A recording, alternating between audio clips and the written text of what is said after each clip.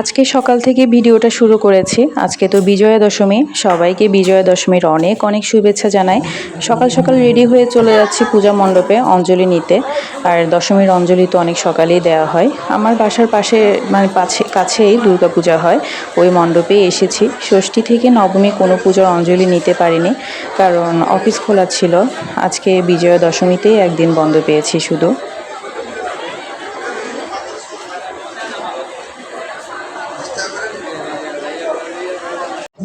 অঞ্জলি নেওয়ার জন্য মাটিতে বসে পড়েছি সবাই, কপালে চন্দনের ফোঁটাও দিয়ে দিলাম, সাথে ফুল বেলপাতা সবই পেয়ে গেছি। এখন অঞ্জলি নেয়ার পালা।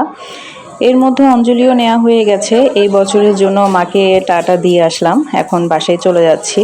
সাথে মেয়েকেও নিয়ে এসেছি। ও আর বেশিক্ষণ থাকতে চাচ্ছে না, কারণ সকাল সকাল ঘুম থেকে উঠিয়ে স্নান করিয়ে নিয়ে এসেছি, এই কারণে একটু বিরক্ত করছে। আর বাসায়ও গিয়ে পুজো দেওয়া বাকি আছে। আজকে তো লক্ষ্মীবার, আমি ভোরে উঠে ঘর দুয়ার ঝাড়ু দিয়ে মুছে এসেছি, এখন গিয়ে পুজোটা দিয়ে দিব।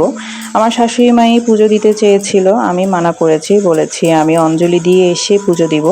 ঘরে বউ বলে কথা, প্রতিদিন তো পুজো দেওয়া সম্ভব হয় না। আর তাই যেদিন বাসায় থাকি ওই দিনটাতে আমি পুজো দেওয়ার চেষ্টা করি। এই তো আমার পুজো দেওয়া শেষ। আজকে যেহেতু দশমী, তাই ঠাকুরকে একটু মিষ্টি দিয়েছি, সাথে আমিও খাচ্ছি, কারণ ঠাকুর খেলে তো হবে না, আমাদেরও খেতে হবে। আর পেট শান্তি তো দুনিয়া শান্তি।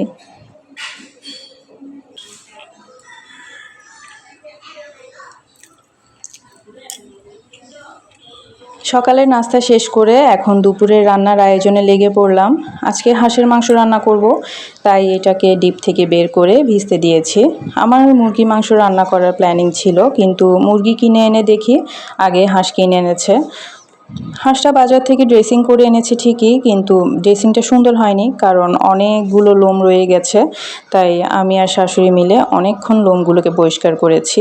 পুরো চামড়াটা ফেলে দিলে লোমের সমস্যাটা হতো না, কিন্তু সবাই বলে হাঁসের চামড়া ফেলে দিলে নাকি হাঁসের মাংসের টেস্টটা কমে যায়।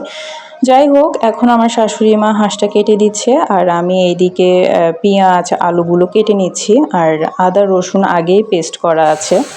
এখন মাংস কাটাও শেষ। আর এইদিকে দেখেন যে বাইরে কি পরিমাণ বৃষ্টি হচ্ছে।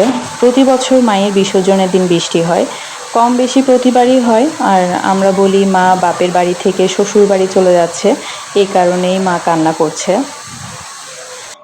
এই তো আমার রান্না বান্নাও শেষ। আজকে করেছে হলো মসুর ডাল, হাঁসের মাংস আর কচুর ছড়া দিয়ে ফেলন বিচি দিয়ে রান্না করেছি। সবগুলোই বাটিতে বেড়ে নিয়েছি, এখন সবাই মিলে খেতে বসে যাব। আজকের ভিডিওটা এই পর্যন্তই। আমার ভিডিওটা দেখার জন্য আপনাদের সবাইকে অনেক অনেক ধন্যবাদ জানাই। আর ভিডিওটাতে একটা লাইক কমেন্ট করে আমার পাশে থাকবেন প্লিজ। আর আপনারা যদি আমাকে ফেসবুক থেকে দেখে থাকেন তাহলে আমার পেজটিকে ফলো করে দিবেন, আর যদি ইউটিউব থেকে দেখে থাকেন তাহলে আমার চ্যানেলটিকে সাবস্ক্রাইব করার অনেক অনেক অনুরোধ রইল।